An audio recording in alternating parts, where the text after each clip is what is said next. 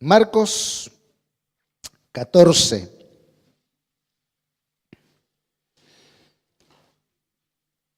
Dice versículo 46, luego de que el Señor pasó su tiempo orando, fíjense que dice en el versículo 46, entonces los otros tomaron a Jesús y lo arrestaron, pero uno de los hombres que estaban con Jesús sacó su espada e hirió al esclavo del sumo sacerdote cortándole una oreja.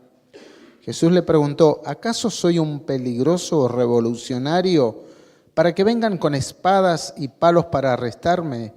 ¿Por qué no me arrestaron en el templo? Estuve enseñando allí entre ustedes todos los días, pero estas cosas suceden para que se cumpla lo que dicen las Escrituras acerca de mí. Y ahora escuche lo siguiente.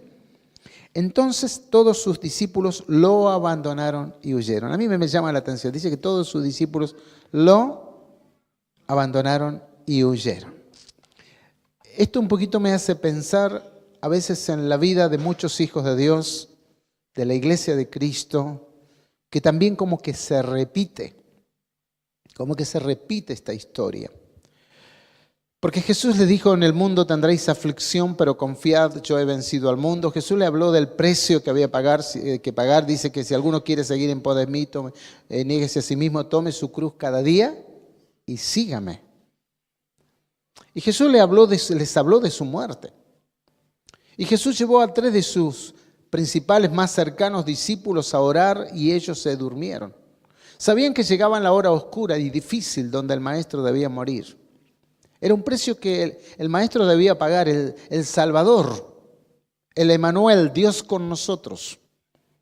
Pero acá dice la palabra que los discípulos se alejaron, huyeron, dejando al Señor solo.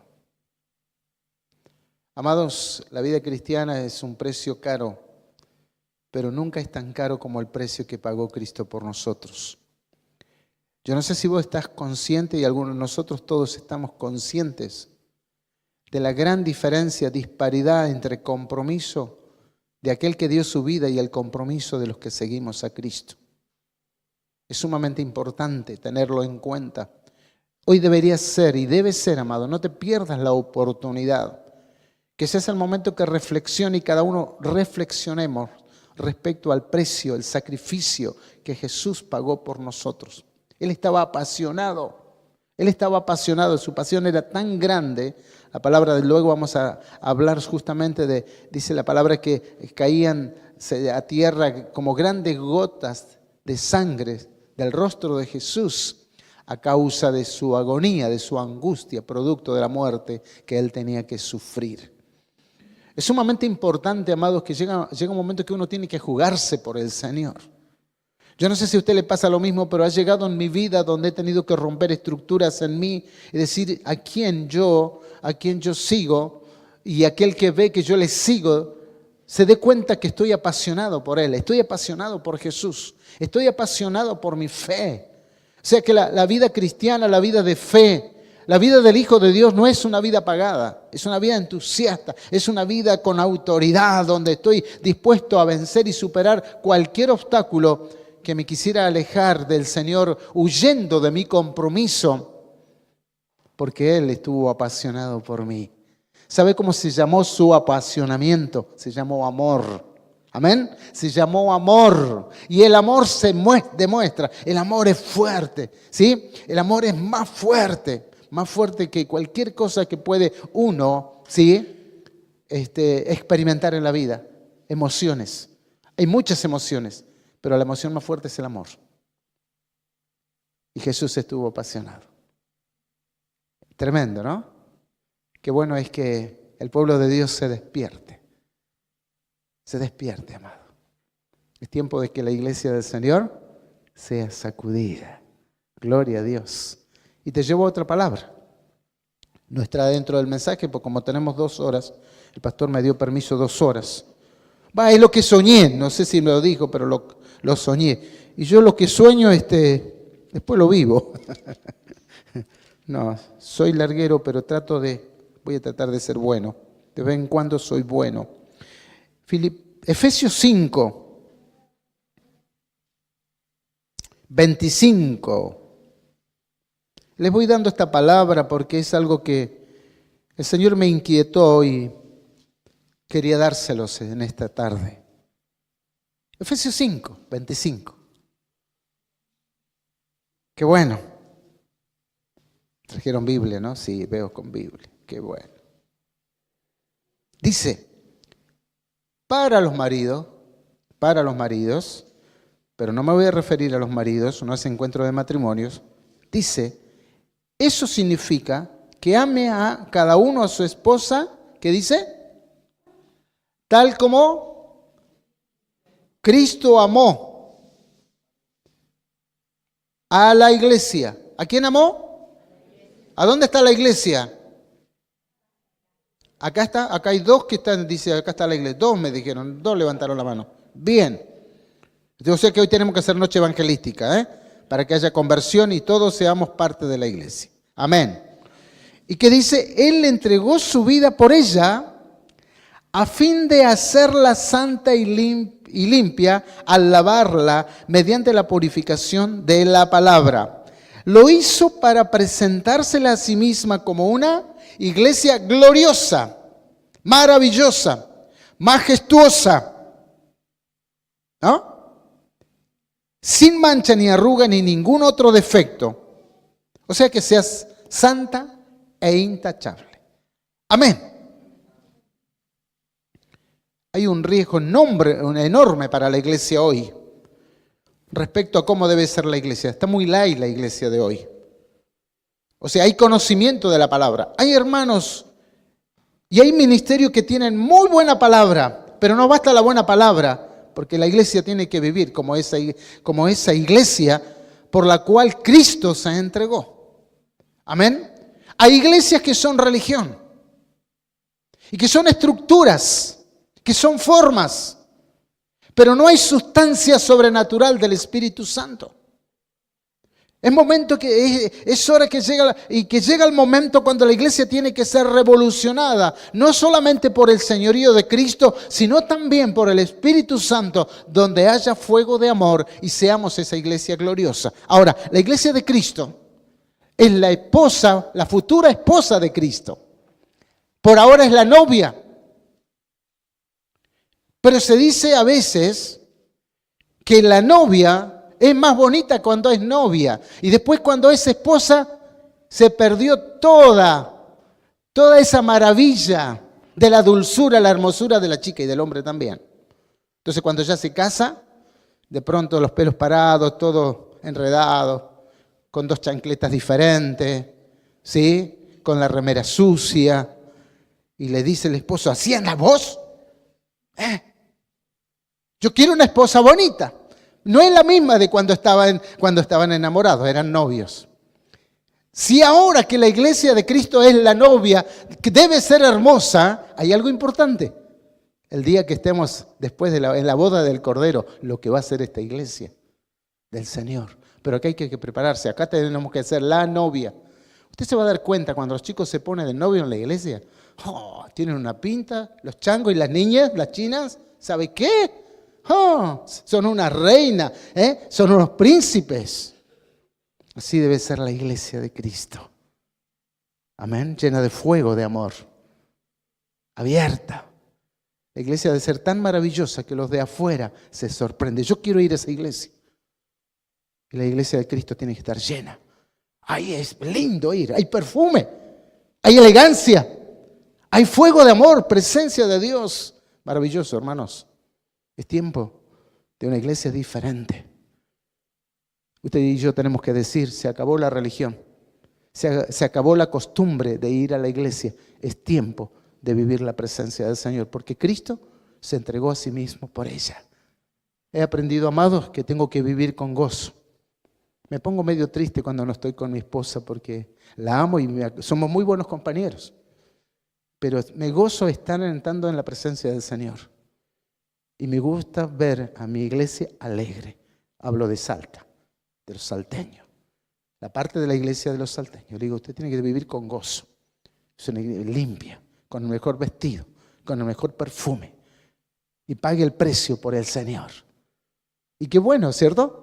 que cuando yo me congrego no es un sacrificio, es un honor. Voy a ser parte de la novia de Cristo y me congrego y busco al Señor. Dígale al hermano que no vino, pero no le diga que le digo al pastor Carlos, porque después pueda recibir un palo por la cabeza ahí. Dígale que dijo el pastor, total, yo ya me fui. ¿Le parece así? ¿Lo va a hacer? Gracias, Dios le bendiga. Ahora sí vamos a la palabra. ¿Qué le parece? Bueno, a la siguiente palabra. Usted dice, ¿y esto que hablamos qué fue? Bien. Esta noche quiero desarrollar algo con 3 aspectos importantes que tienen que ver con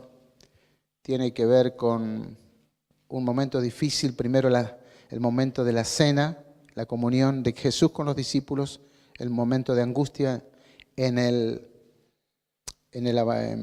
Getsemaní y después el momento crucial cuando es en la cruz, ¿sí? Esa experiencia dolorosa del desamparo del Padre.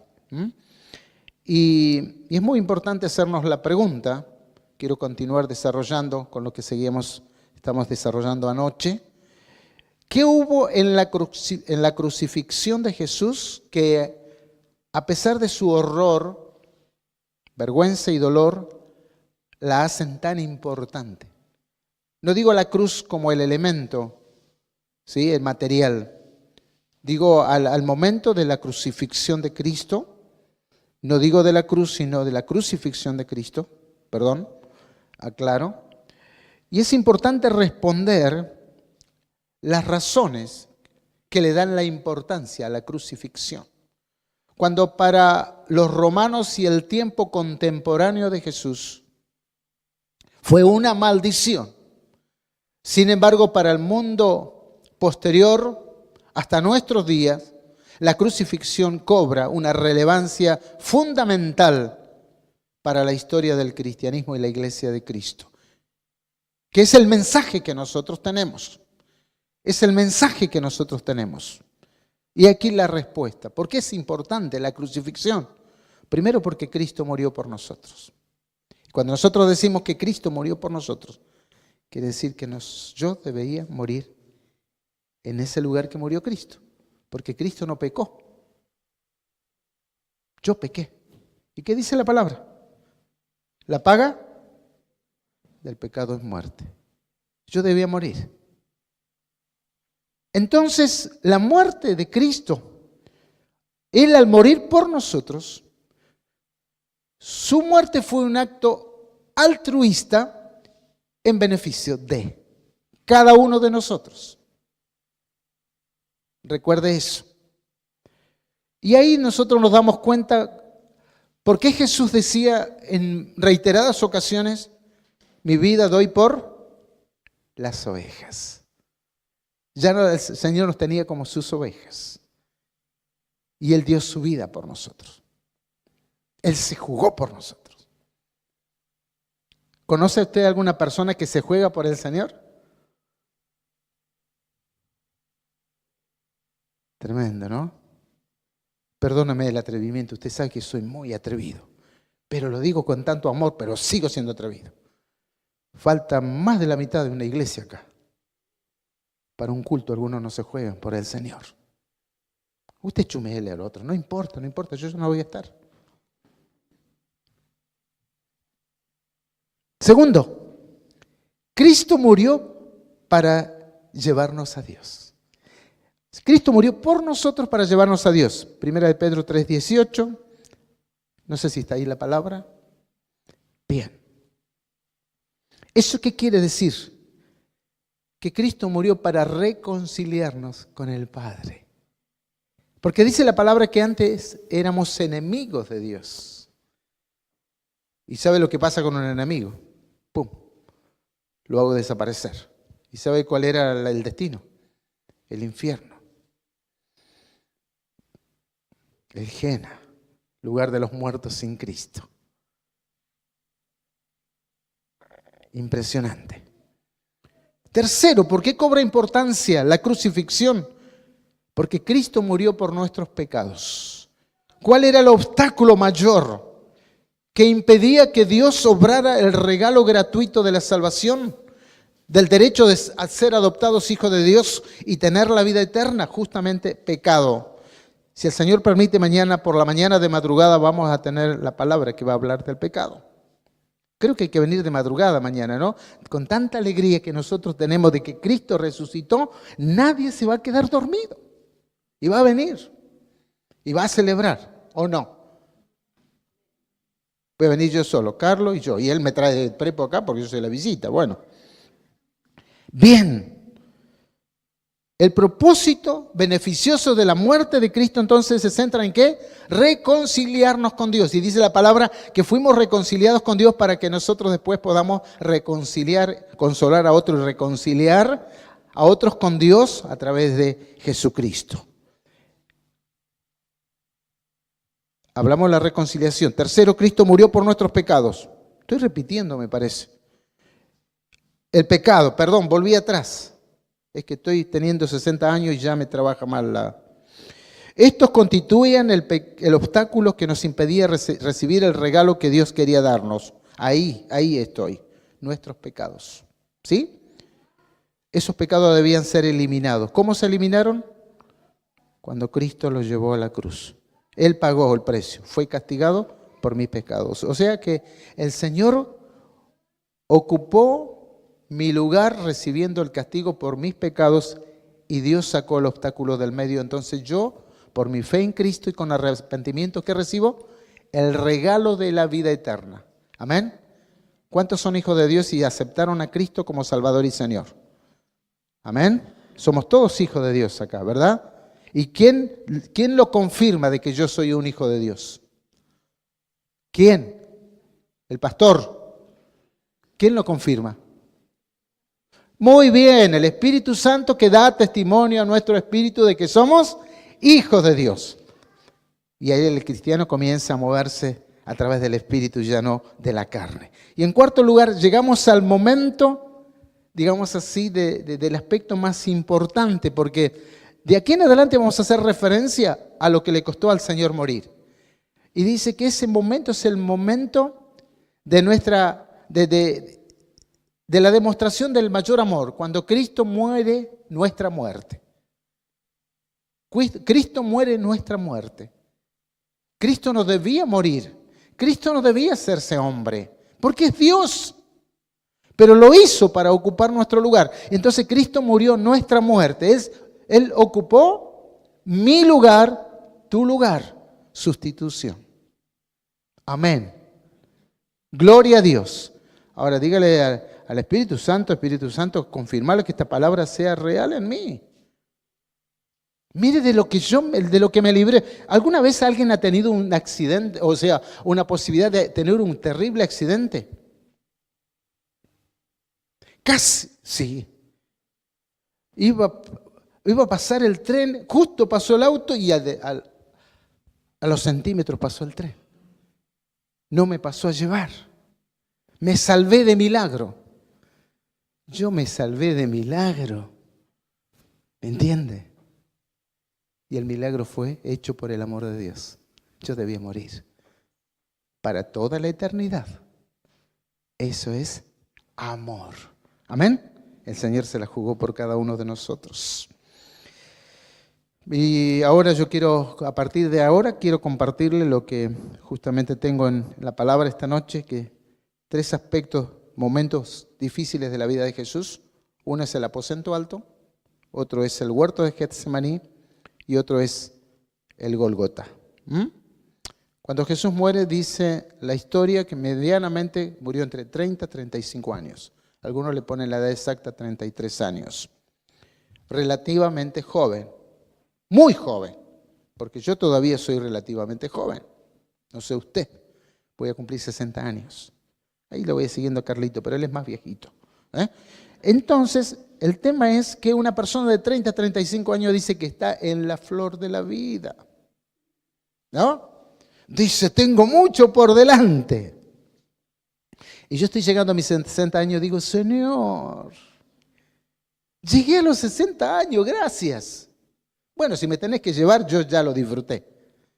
Algunos ya ni han disfrutado, no han logrado, a los 60, 70 años, no han logrado nada en su vida. No digo de usted, por favor, no estoy hablando mal. El tema es el siguiente. Nadie quiere morir a los 30, 35 años. Yo nunca me lo imaginé. Y como me imaginé que nunca iba a morir, que me imaginé que nunca iba a morir a los 35 años, yo nunca cuidé mi salud. Pero llegué casi a los 150 años y le tuve miedo a morir. Digo, Señor, no quiero morir, quiero vivir mucho, quiero servirte muchos años. Había descuidado mi salud pensando que no iba a morir porque era joven. El punto importante es que a Jesús parece que se le acababa la vida. ¿Y qué lograba? Si tenía que ir a la cruz. Pero tener que morir, ¿eso cumple algún propósito para lo sobrenatural, para el cielo, para el Padre, para la Trinidad? Se estaba por cumplir el propósito más importante para la humanidad. La mayoría de las personas mueren a la mejor edad de 80, 90 años. El papá de Ruth tiene 94 años. Mahoma murió a los 60. Sócrates llegó a los 70. Platón y Buda dice que tenían más de 80 años cuando murieron, pero murieron. Jesús también muere, pero a los 30, 35 años. Entonces, sin embargo, su muerte tiene un significado tan grande porque cuando Él muere, una de las palabras claves que Él dice, ¿cuál es? Y expresa como una declaración de victoria, consumado es. En primer lugar, la última cena en el aposento alto. La Biblia habla del aposento alto, que era un lugar habitué para Jesús y sus discípulos para tener sus encuentros. Quizás se llamaba grupo de vida, es probable. No sé cómo le llamaría Jesús a esos encuentros.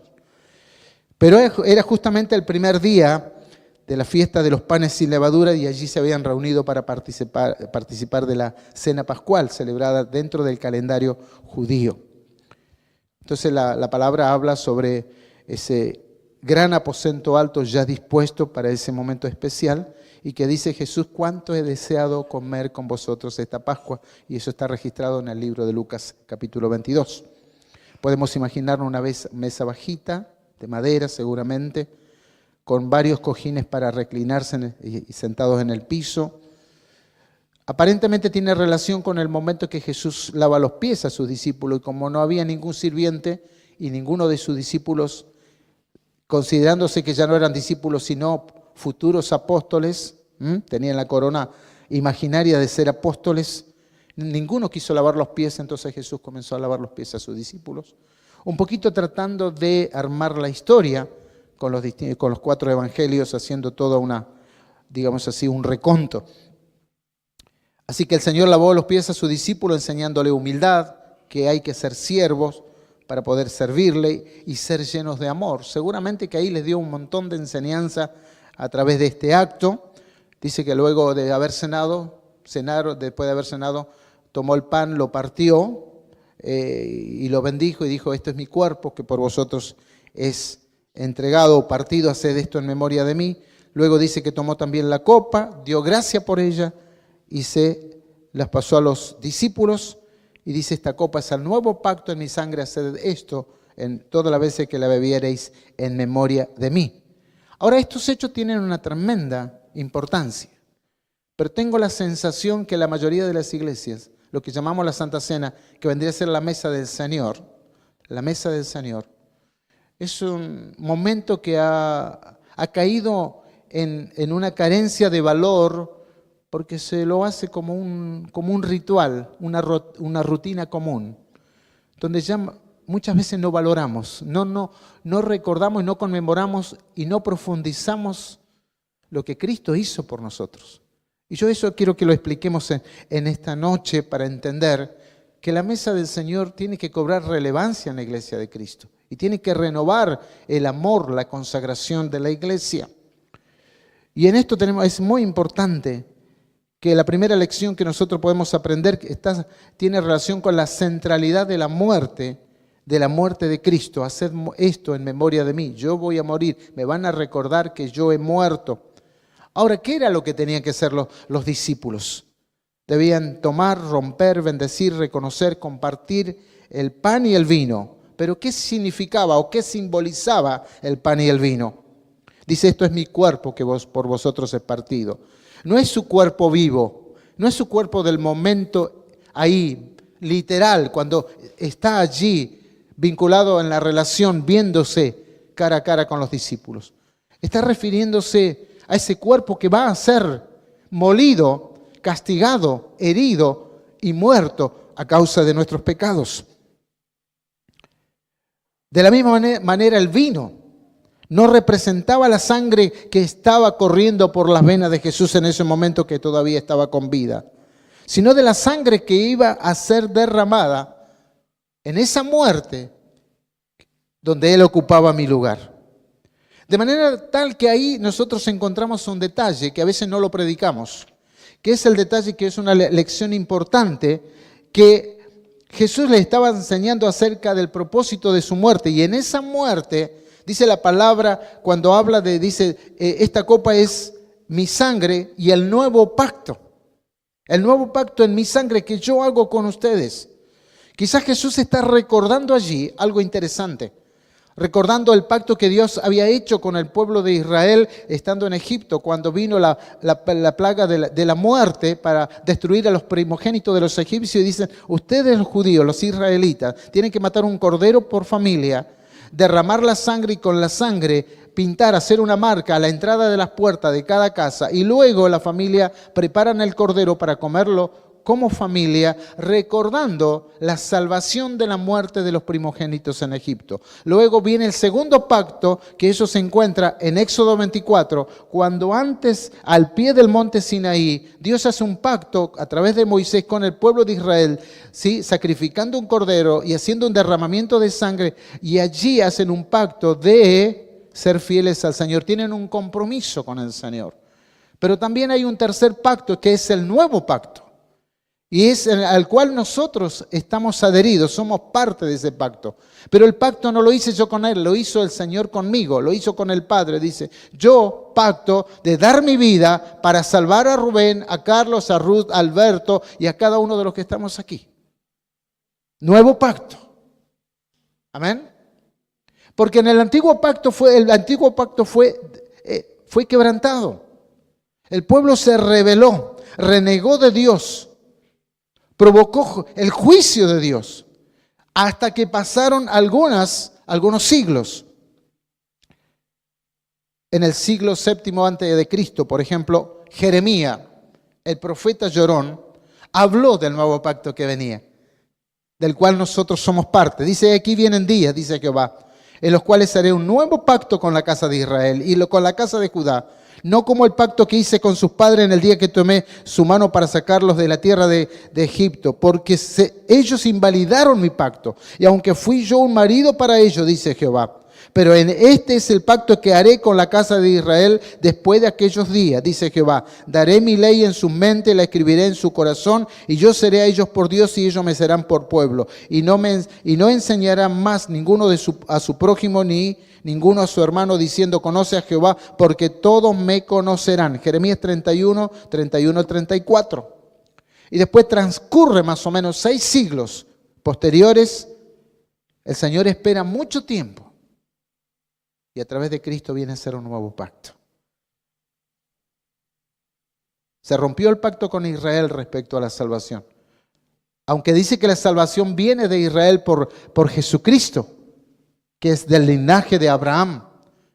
Sin embargo, nosotros somos los beneficiados. Recuerda, hermano, que nosotros somos un gajo, una rama injertada en el tronco principal. No lo merecíamos. Y cuando yo digo que no lo merecía, yo tengo que gozarme más de lo que yo he recibido gratuitamente y que no lo merezco, que es la salvación, la adopción de hijo. ¿Está de acuerdo conmigo? La tercera lección que Jesús estaba enseñando en este momento se refiere a la necesidad de que cada uno se apropie de la muerte de Cristo, queriendo decir que cada vez que yo participo del pan y del vino, yo recuerdo que Cristo ocupó mi lugar y yo estoy allí en Cristo. En Cristo estoy ahí. Y cuando tomo del pan, Estoy recordando que Cristo ocupó mi lugar y yo debía sufrir el castigo. Y que cuando tomo la copa, estoy recordando que Cristo derramó su sangre y yo debía derramar mi sangre. Yo lo tomé. Cristo, tú hiciste esto por mí. Por eso yo te acepto como mi Salvador y Señor. No es que no tengas más otro remedio. Es que no había remedio para mi problema de la muerte eterna por mis pecados. Cristo, Dios lo resolvió en Cristo. Ocupó mi lugar, murió por mí. Entonces por eso debe cobrar relevancia la mesa del Señor. No sé si mañana celebran o cuándo celebran la mesa del Señor, la Santa Cena que decimos. Pero ahí qué importante es el renuevo del pacto con el Señor. Porque Él hizo un pacto conmigo. Dio su vida. Murió por mí. Lo hizo por amor. Amén. Gloria a Dios. Por eso cuando la multitud dice que seguía a Jesús después de la alimentación de los 5,000, en San Juan 6 hay un relato extenso respecto al momento de confrontación que Jesús tuvo con la multitud. Porque dice, maestro, acá estamos, hola, nos vimos ayer, maestro. Y Jesús le dice, ¿qué? ¿Vienen a buscar más panes y peces? Dice, trabajen por la comida que a vida eterna permanece y no por la comida que perece. Ustedes vienen por el pan que yo les di. Entonces dice, de cierto os digo, si no coméis la sangre del Hijo del Hombre y si no bebiereis su sangre, no tendréis vida en vosotros. El que come mi sangre y bebe mi sangre el que come mi carne y bebe mi sangre tiene vida eterna. Y yo le resucitaré en el día posterior. ¿Qué quiere decir eso? Que yo tome la muerte de Cristo como mi muerte, aceptándolo como mi Salvador y Señor, con arrepentimiento, pidiéndole perdón al Señor de que Él ocupó mi lugar. Yo merecía ese destino. Motivo para darle gracias a Dios, ¿verdad? Amén. Y si usted está agradecido al Señor por esto, ¿qué va a hacer? Usted no se va a quedar donde está. Usted dice, no, el Señor hizo esto por mí. ¿Y sabe qué? Yo comienzo de nuevo y le voy a dar para adelante, lo voy a amar al Señor, voy a dar mi vida por el Señor. No voy a faltar en ningún culto, le voy a servir, voy a gastar mi vida para Él. ¿O no? ¿Debería hacer eso o no? Y no voy a ser de esos cristianos light. Voy a ser de esos apasionados por el Señor. Muchos celebran la Pascua, pero no han hecho suyo el sacrificio de Cristo. Están afuera, pero a veces podemos estar adentro también haciendo lo mismo. Entonces aprendemos 3 lecciones en esto del aposento alto. Pero vamos a pasar al segundo punto. Cristo es nuestra Pascua. ¿Sí? Cristo es nuestra Pascua. ¿Qué quiere decir eso? Los acontecimientos en el aposento alto y su significado de la Cena del Señor resultan aún más impresionantes porque ocurren en el contexto de la Pascua. Vuelvo a repetirle, hay un detalle muy importante. En la mente de Jesús, ¿qué estaba? El sacrificio del cordero en Egipto, el sacrificio del cordero en el monte Sinaí, o sea, reforzar el pacto hecho allí en Egipto, pero también pensando en que Cristo era el Cordero de Dios que quita el pecado del mundo. O sea, que vendría a ser la verdadera Pascua. Y en esto hay 3 lecciones que aprendemos en cuanto a la Pascua, que Cristo es nuestra Pascua. En primer lugar, Jesús atribuyó fundamental importancia a su muerte. Esto es mi cuerpo, esto es mi sangre. Ahora, en segundo lugar, la forma en que Jesús entendía el propósito de su muerte. Presupone una muerte que ha separado carne y sangre. En otras palabras, Jesús habló de sí mismo como un sacrificio. ¿Sí? Pero finalmente hay un detalle que yo tengo anotado acá. En la Pascua original, cada uno de los corderos pascuales moría en lugar del primogénito de la familia. Y el primogénito se salvaba únicamente si se mataba un cordero en su lugar. No solo debía morir el cordero, sino que su sangre tenía que ser rociada en la puerta de entrada a la casa y su carne debía ser consumida en una comida de comunión. De este modo, el ritual pascual también enseñaba la otra lección, que era necesario que cada uno se apropie personalmente de los beneficios de la muerte de Cristo, la muerte vicaria de Cristo. Es lo que acabo de decirles hace un momento.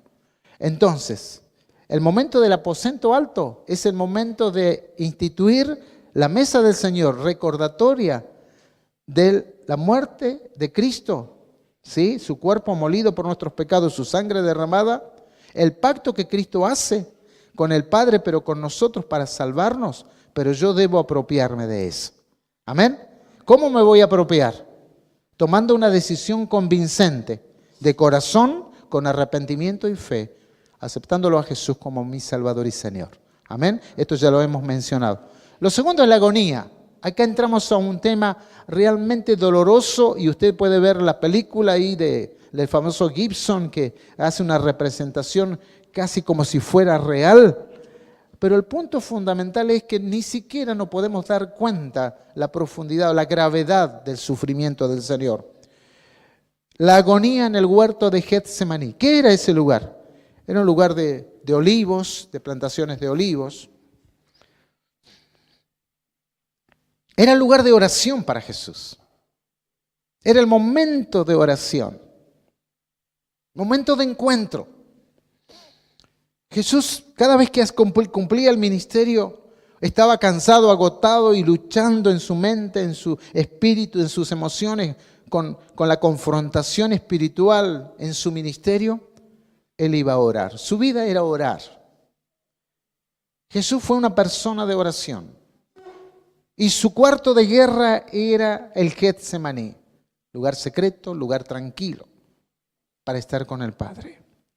Él amaba la presencia de Dios. Amado, yo quiero decirle algo en esta noche. Una iglesia no avanza, un ministerio no avanza si no estamos en la presencia de Dios. Y especialmente cuando hay momentos de angustia. Yo veo con tanta tristeza cristianos que en los momentos de tribulación, en el momento de la prueba, de la lucha, de la adversidad, cuando todo sale mal, que en lugar de ir a la presencia de Dios, se apartan del Señor, se rebelan contra Dios, culpan a Dios, se alejan de la iglesia, abandonan su ministerio. ¿Conoce esos ejemplos? Pero Jesús tenía un secreto, el secreto era ir al Padre. Y él vivía el momento más difícil de su vida. Había recibido muchos golpes. Estaba recibiendo persecución, amenaza, calumnias. Pero ahora viene el momento más difícil, es el momento de salvarnos. Tiene que ver con nosotros. Entonces Jesús ya terminó en el aposento alto de cenar y ahora llega el momento que tiene que ir a orar. Y comienza a orar. Seguramente que ese es el momento que él está orando, a lo que se refiere San Juan 17. Casi con seguridad. Entonces él comienza a orar por sí mismo. Padre, glorifícame, glorifica a tu Hijo, para que tu Hijo también te glorifique a ti. Señor, he acabado la obra que me diste que hiciese. Y después ora por sus discípulos, después ora por nosotros. Y hace una oración intercesora. Pero el punto crucial de todo esto es que él no quiere estar solo, necesita ayuda. Jesús como hombre necesitó ayuda. Todo hombre, toda mujer de Dios necesita ayuda, compañero de oración.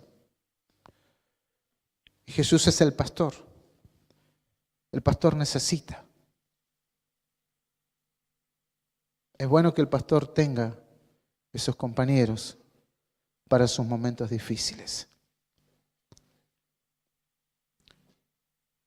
Durante este tiempo de la renovación de nuestra iglesia, poniendo en orden, trabajando mucho sobre la disciplina y santidad de la iglesia, me ha tocado trabajar mucho con mi vida, mi familia, nuestros líderes y llevando a la iglesia a la presencia de Dios. Se generó una revolución en la iglesia, porque orando y buscando al Señor comenzamos a orar, Señor, a sacar nuestras vendas, mostrarnos la verdad, qué es lo que ha frenado a la iglesia. Le conté a los líderes, a los ancianos esta mañana, como parte de mi testimonio en este tiempo. Me di cuenta que estaba vacío, el ministerio no funcionaba, la iglesia se estancó. No teníamos grandes problemas, no teníamos sobresaltos, pero estaba todo tranquilo. Pero Dios me ha inquietado tanto a ir a su presencia, porque yo fui una persona de la palabra, soy de investigar, de estudiar, de leer libros, de preparar material. Soy un estudioso, un autodidacta. Pero el Señor me mostró y me dice, te falta mi presencia. Me sirves, pero te abandonaste, te olvidaste del Dios de la obra. Amados, Jesús también nos enseña en la agonía que a veces tenemos que ser sacudidos para comenzar a volver a la presencia de Dios. Existe mucha pobreza espiritual en las iglesias. Pobreza de oración. Estoy sufriendo por eso. Tenemos 4 grupos de oración los miércoles. En un grupo tenemos 12, en otro 15, en otro 20 y en otro 20. 40, 50, 60.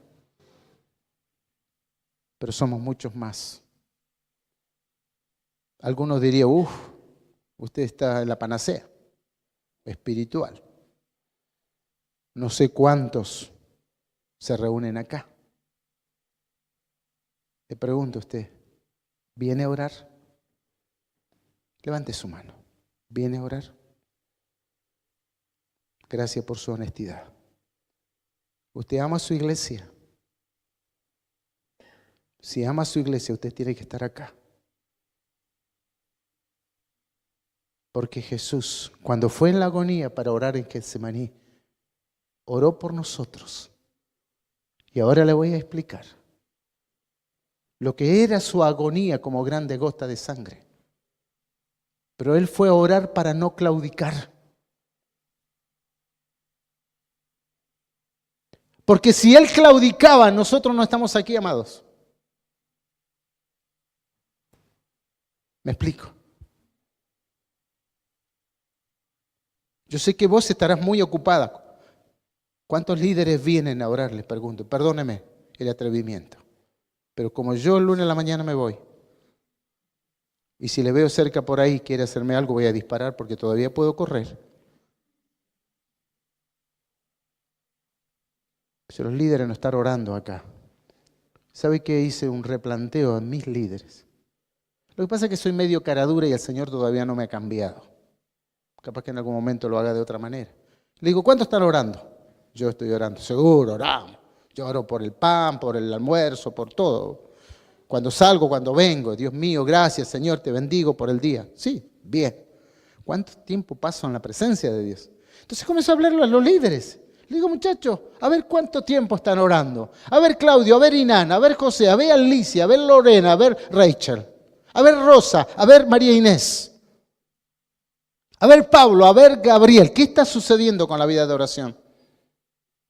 ¿Cuántos están yendo al Getsemaní? ¿Cuántos están llorando por sus pecados? Le digo, si queremos una iglesia de avivamiento que crece, no podemos nosotros ministrar la alabanza con esa pobreza espiritual donde todo es un ritualismo. Amado, pregúntese si en la iglesia del Señor, más allá de la forma, si en la iglesia del Señor a Dios le agrada nuestra alabanza y nuestra adoración. No se preocupe por el hermano si le gusta la alabanza, la adoración o no. Preocúpese si a Dios le agrada nuestra alabanza y adoración. Y le quiero decir más, no se puede alabar a Dios y buscar la presencia, orar a Dios buscando la presencia en el templo cuando yo en mi casa no vivo su presencia. Cuando yo no tengo vida de oración como iglesia. ¿Me entiende? Quiero decirle una cosa. Quizás Dios me haya traído para poder decirle esto. Que justamente Dios quiere hacer, como lo quiere hacer en Salta. Porque no estamos conformes con nuestra iglesia. Yo amo la iglesia. Pero el Señor me dice, si amas tu iglesia como Cristo la ama, ve al Getsemaní. Ve al huerto y póstrate y busca mi presencia. ¿Sí? ¿Te parece?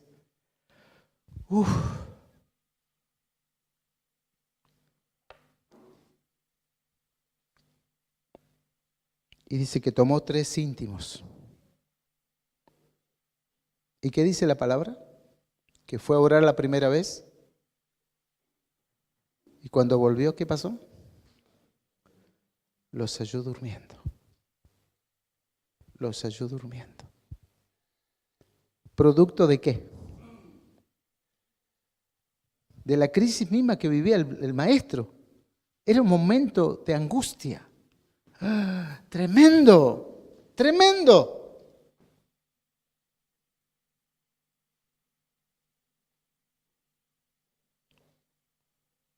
Los discípulos dormían. Y Jesús les dice, velad y orad, para que no entréis en tentación.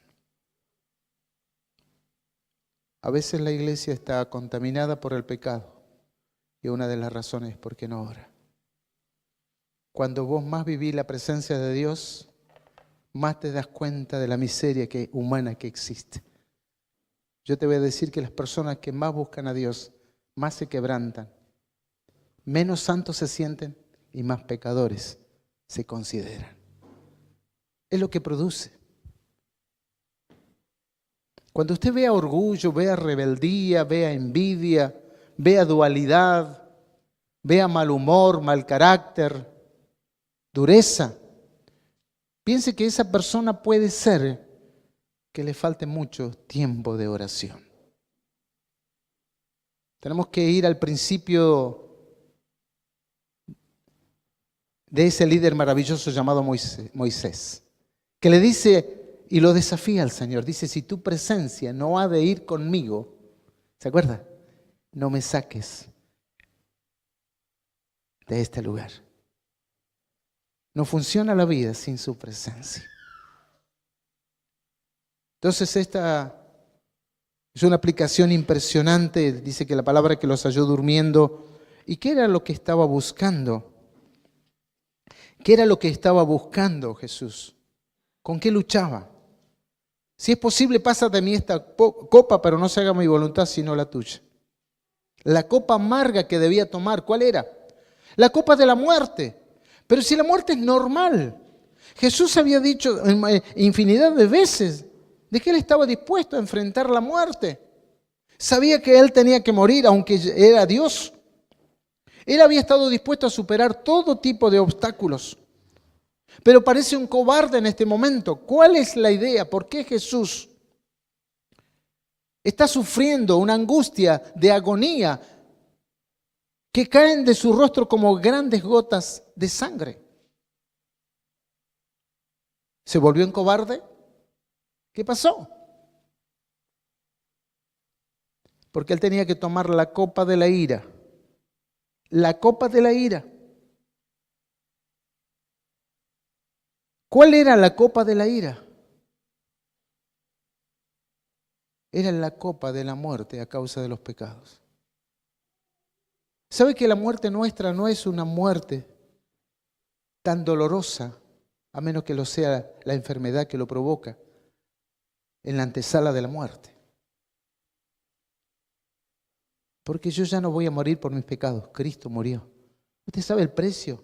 No nos lo podemos imaginar que Cristo moría por mis pecados. Esa era la copa amarga de la ira divina. ¿Por qué? Dice que la ira divina viene sobre la injusticia de los hombres. El castigo por nuestros pecados es la ira divina. Es lo que Cristo tenía que sufrir. Entonces dice que sudaba como grandes gotas de sangre. Y por eso Él tuvo que ir a orar. ¿Y quién lo dice eso? Lo dice el médico Lucas, que se refiere al sufrimiento de Cristo. En cuanto a ese sudor que era como grandes gotas de sangre, dice que Él se refirió al sudor de Jesús, hidros, un término muy usado en el lenguaje médico, y solamente Lucas se refiere al sudor de Jesús como consintiendo de grandes gotas de sangre, tromboi aimatos, una condición médica aludida por Aristóteles y Teofrasto, y dice que el término griego tromboi, de donde deriva la palabra trombo o trombina, hace referencia a los coágulos de sangre. El erudito en Biblia, Richard Lenski, comentó sobre el uso de este fenómeno, o de este término, como coágulos, tromboi, que significa que la sangre se mezcló con el sudor y espesó los glóbulos para que estos cayeran al suelo justamente como grandes gotas de sangre. Y esto se debía al temor, a la angustia por enfrentar una muerte inusual que no era común para ninguna persona, que fue única para un solo hombre, que fue para Jesús. Dice que esta condición causa excreción de sangre o pigmento de la sangre en el sudor bajo condiciones de gran estrés emocional. Se pueden romper los pequeños capilares en las glándulas sudoríparas, mezclando la sangre con la transpiración, sobre todo en momentos de temor agudo y presión mental intensa. Eso es lo que Cristo sufrió, que no lo sufriría nadie. Yo me pongo a pensar en esto y digo, Señor, tremendo.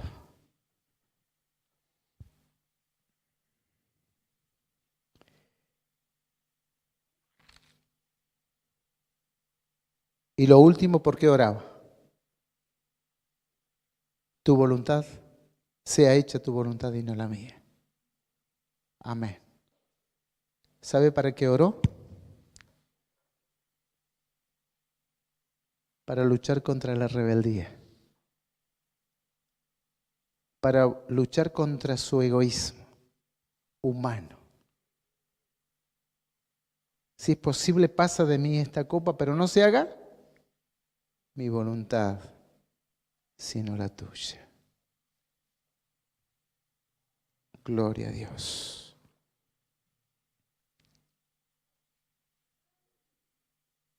Esta es la agonía más grande de la historia de la humanidad. Por último, para terminar, el grito de desamparo en la cruz, en el Gólgota.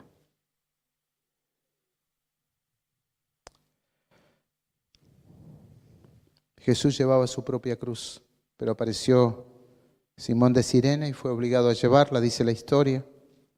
No hay más datos sobre la desnudez, el torpe martillazo sobre los clavos o la dislocación de algún miembro del cuerpo de Jesús. No dice de eso. Se refiere a Jesús, dice, Padre, perdónalos porque no saben lo que hacen. Las mujeres miraban de lejos, los soldados dice que se burlaban, la multitud quedó allí viendo el espectáculo. Y algunos decían a otros, salvó, y asimismo no se puede salvar. Un escritor llamado Douglas Webster dijo, en el nacimiento del Hijo de Dios hubo una gran claridad a medianoche. En la muerte del Hijo de Dios, en pleno día, hubo oscuridad. Es el momento más oscuro de la historia. Jesús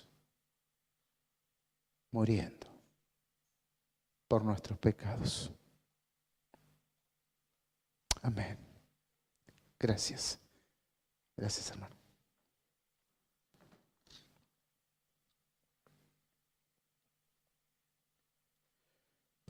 Todos nosotros nos descarriamos como ovejas, cada cual se apartó de su camino. Mas Jehová, ¿qué? Cargó en él el pecado de nosotros. En ese momento que está cargando con el pecado nuestro, es el momento de mayor oscuridad.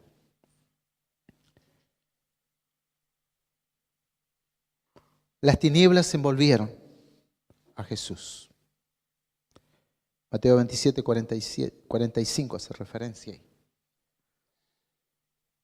O sea, la oscuridad del cielo simboliza la oscuridad espiritual que envolvía a Jesús en la cruz. En la Biblia la oscuridad simboliza el mundo de las tinieblas del pecado. Satanás es el Dios de las tinieblas. Dios es luz y en él no hay tinieblas. Jesús quedó en el momento más oscuro de su vida. Es probable, según los estudiosos, escuche, présteme atención en este detalle, que Jesús fue arrojado al lugar no solamente de los muertos, sino al infierno, que no es el Hades solamente, sino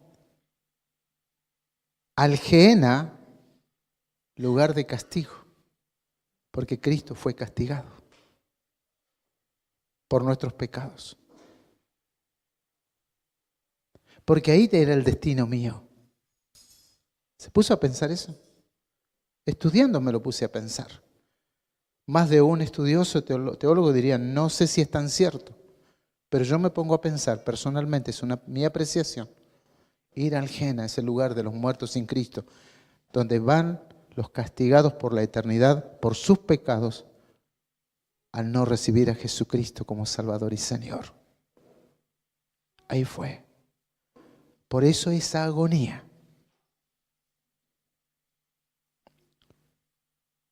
La oscuridad pudo haber durado unas 3 horas.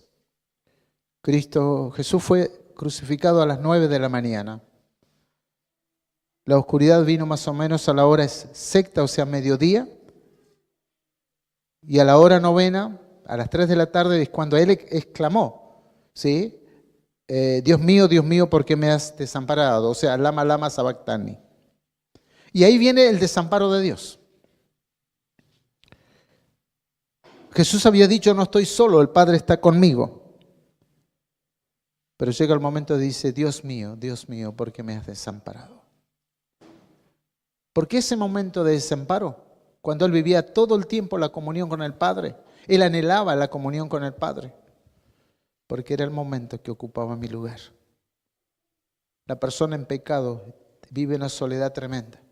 No hay peor tortura que la soledad de una persona cuando está alejada de Dios. Por eso necesitamos a Dios. Jesús ocupó mi lugar. Es un momento de separación del Padre con el Hijo, porque fue su ira, la ira del Padre, contra mis pecados, cargados sobre Jesús, que fue a lo más hondo de la oscuridad, por mis pecados. Pero finalmente pasa de la agonía a la victoria. Primero Jesús dice, tengo sed. Luego exclama, consumado es, la obra está terminada. Tercero, dice, Padre, en tus manos encomiendo mi espíritu. Pero yo me quedo con esta frase, Tetel está ahí. Consumado es. Ese es el plan de la cruz. De inmediato, dice la historia, que el velo del templo se rasgó en 2, que durante años había sido símbolo de la separación de Dios con el hombre, pero dice que se rasgó de arriba abajo, para dar oportunidad a las personas, a cada uno, a ir directamente al Padre por los méritos de Cristo, porque Él ya pagó por nuestros pecados. Amén. Finalmente, 3 verdades para destacar de la crucifixión de Cristo. En primer lugar, nuestros pecados son horribles. Yo quiero decirle, amados, cuando uno peca, es lo más horrible que ocurre ante los ojos del Señor. Por eso dice la palabra, buscad la paz con todos y la santidad, sin la cual nadie verá al Señor. No hay nada más que revele más la gravedad del pecado que la cruz.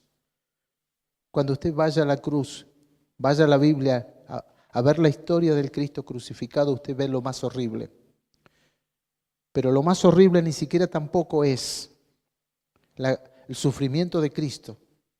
Lo más horrible es la gravedad del pecado que provoca el sufrimiento de Cristo.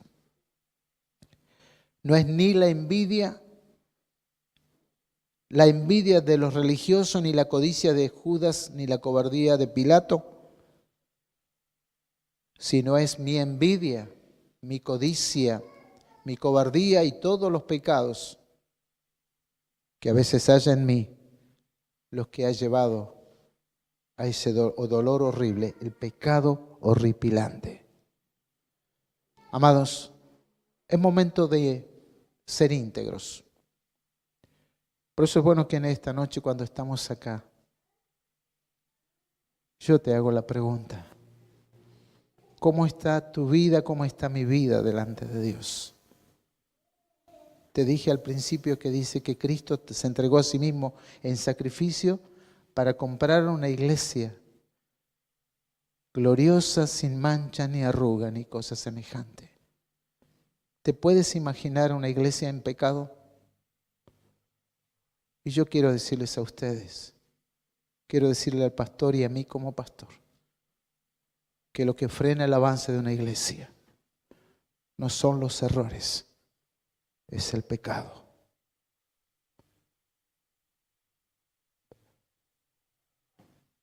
Mañana vamos a hablar del pecado. Y te puedo asegurar que lo que Dios nos está hablando a nosotros, seguramente el Señor ya le está hablando a esta iglesia. Son los últimos tiempos.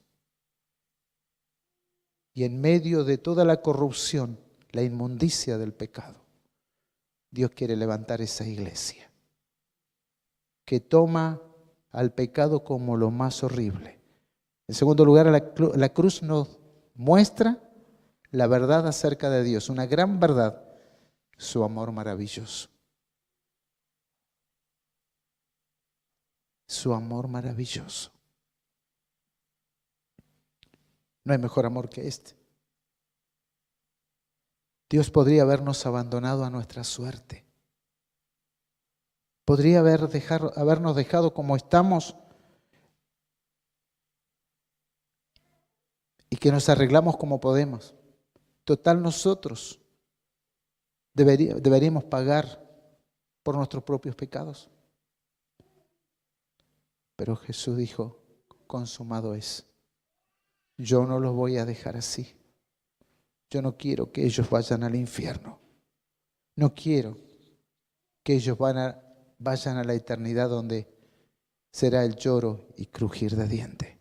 Tercero, la salvación provista por Cristo tiene que ser un regalo gratuito que para nosotros no tuvo ningún costo, para el Señor le costó todo. Fue muy caro. Él me compró con el precio más elevado, la sangre de Cristo. ¿Qué voy a hacer yo? Quizás tú aceptaste a Cristo como tu Salvador. Yo no te conozco, pero tengo la libertad de decírtelo. ¿Cómo está tu vida? ¿Cómo es tu hablar? ¿Cómo son tus pensamientos? ¿Cómo son tus reacciones? ¿Cómo son tus relaciones? ¿Cómo es tu honestidad? ¿Cómo es tu verdad? ¿Cómo es tu justicia?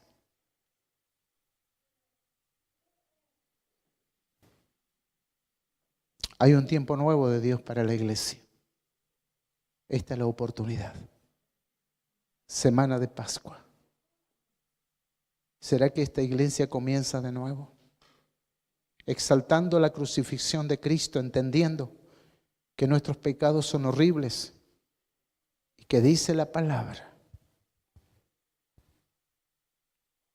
que el que es nacido de Dios no practica el pecado. ¿Qué es lo que impide avanzar? ¿Qué es lo que impide que mi ministerio crezca?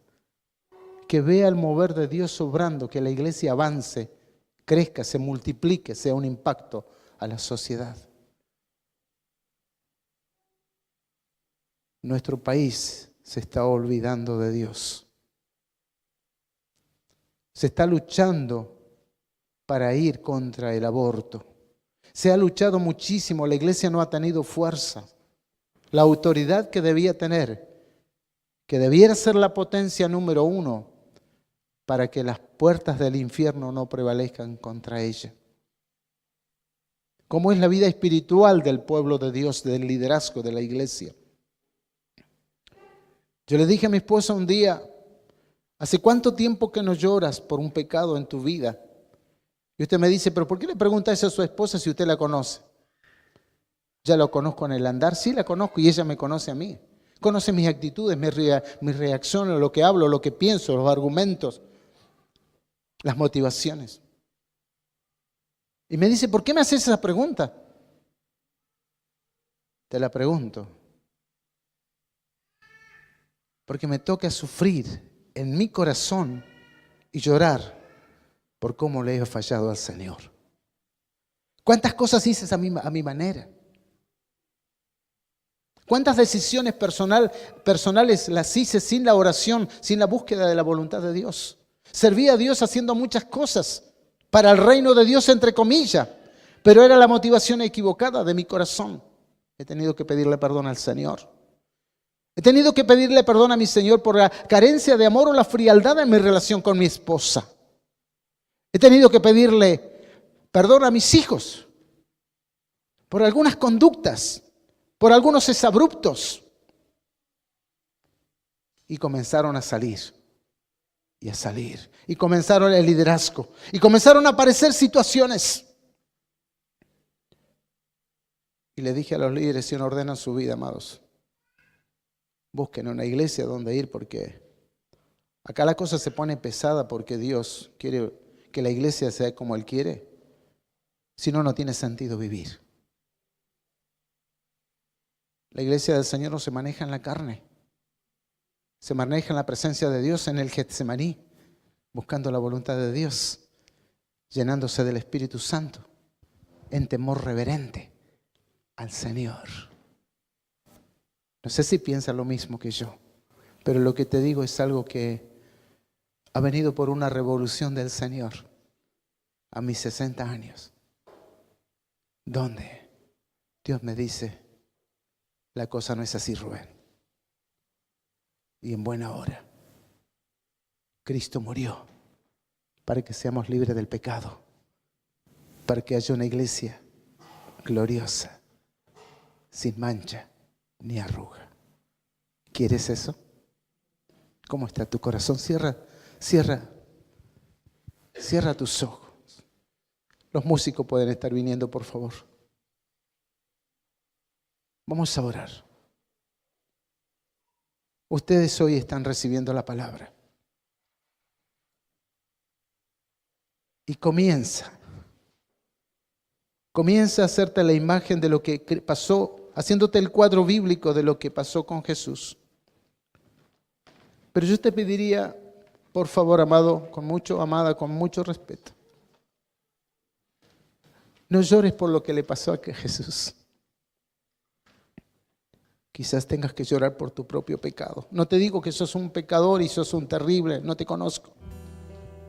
Pero te puedo asegurar, te puedo decir algo,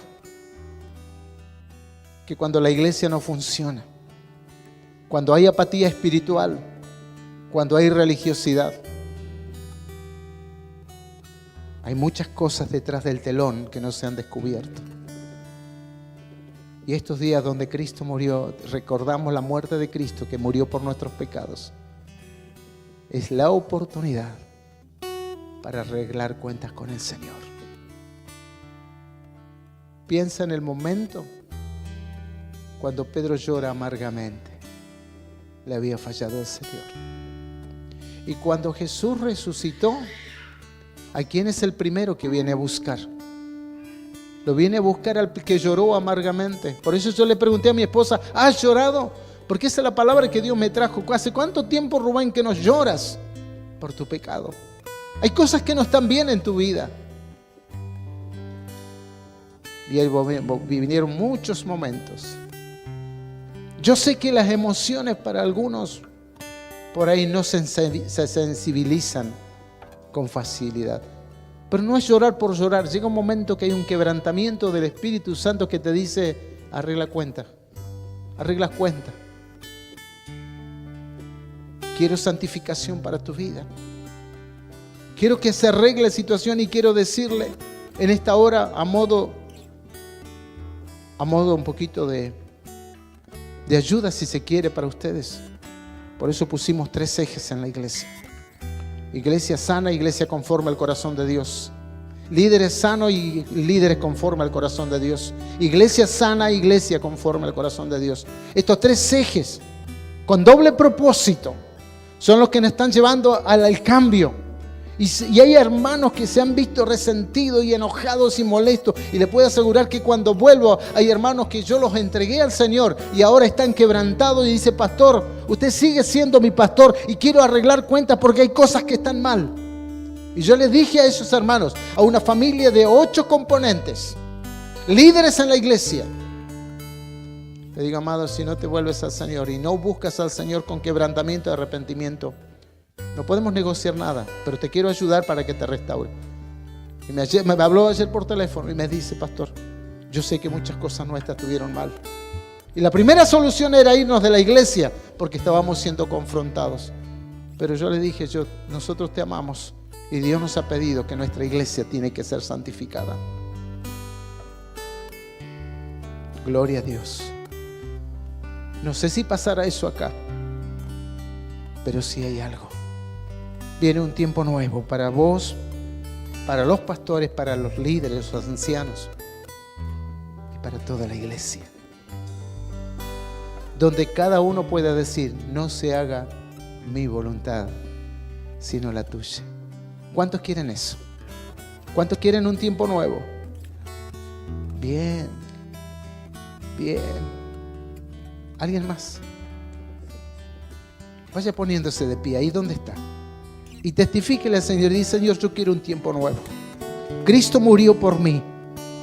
Quiero ese tiempo nuevo para mi vida.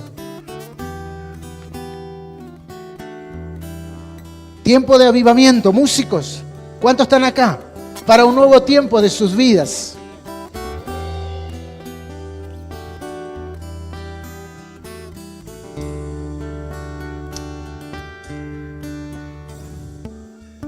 Ahí estás, en su presencia.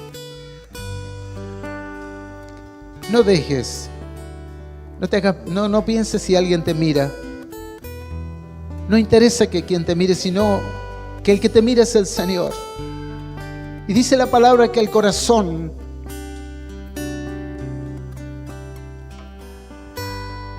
contrito y humillado no despreciarás tú, oh Dios.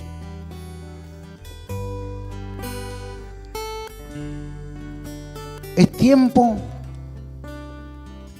en que este templo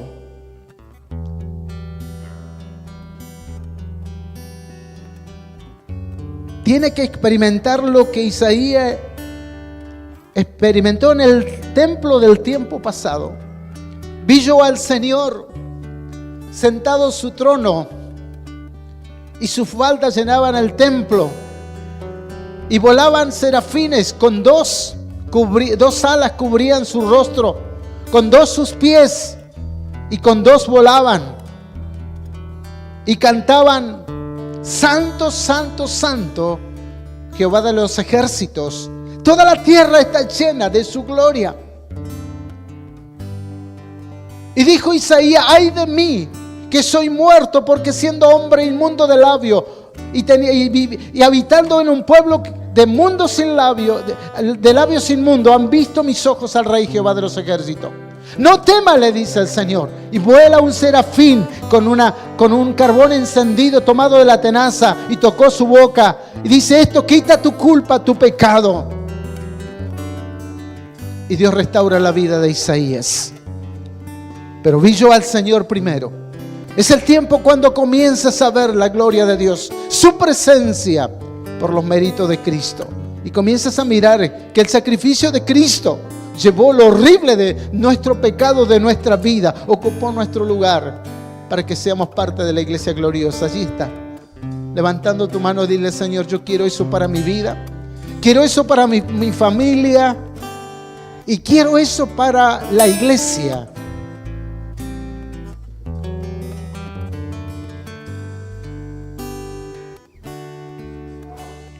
Sí, Señor.